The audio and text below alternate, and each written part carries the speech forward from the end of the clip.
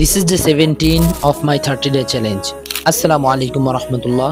আজ আমার 30 দিন চ্যালেঞ্জের 17তম দিন। আজ ফজরের পরেই কিছুক্ষণ বিশ্রাম নিয়েছিলাম। আগামীকাল থেকে যেহেতু পরীক্ষা, তাই সকালে 8টার আগেই নিজেকে গুছিয়ে অফিসে চলে গিয়েছিলাম। সোহেল উস্তাদ যে আগে অফিসে ছিলেন, আমি তাকে কিছুটা সহায়তা করে আমার ক্লাসে চলে যাই। সকালের নাস্তা ঠিক মতন খাওয়া হয়েছিল না। সকালে কিছু ক্লাস করে তারপর নিজের নাস্তা করলাম। আজ সকাল থেকে ঝিরিঝিরি বৃষ্টি হচ্ছিল, তারপরও ড্রাইভার আঙ্কেলরা বাচ্চাদেরকে নিয়ে এসেছেন। কোনো ম্যাডাম বা উস্তাদজি না থাকলে অন্য ম্যাডাম উস্তাদজিরা তাদের ক্লাস করে সহায়তা করেন। আসলাম উস্তাদজি যেহেতু ছিলেন না, তাই তার আরবি ক্লাস আজ আমি করাতে গিয়েছিলাম। বাচ্চারা আমাকে দেখে খুব আনন্দের সাথে জোরে জোরে পড়ছিল। সকালের ক্লাস শেষে উস্তাদজি বললেন সিট প্ল্যানিং এর কাজ ম্যাডামদের মাধ্যমে কিছুটা গুছিয়ে নিতে। ম্যাডামরা রাজি হয়ে গেলেন। ম্যাডামদের নাস্তা আনার জন্য একটা বাচ্চা নিয়ে দোকানে গিয়েছিলাম। ম্যাডামদের নাস্তা পাঠিয়ে দিয়ে নয়াপুরের দিকে রওনা হলাম সিট নাম্বার লাগানোর জন্য প্রয়োজনীয় সামগ্রী কিনতে। বৃষ্টির জন্য বাজারের অবস্থা খুবই খারাপ ছিল, গাড়িও পাচ্ছিলাম না, তাই রিক্সায় করে সোজা মাদ্রাসায় চলে আসলাম। এদিকে ম্যাডামরা নিচতলা পুরো কমপ্লিট করে গিয়েছেন। জোহরের নামাজের পর উস্তাদজি বললেন দ্রুত খাওয়া দাওয়া করে অফিসে আসতে, প্রশ্নপত্রের কিছু কাজ করতে হবে। দ্রুত খেয়ে অফিসে গেলাম।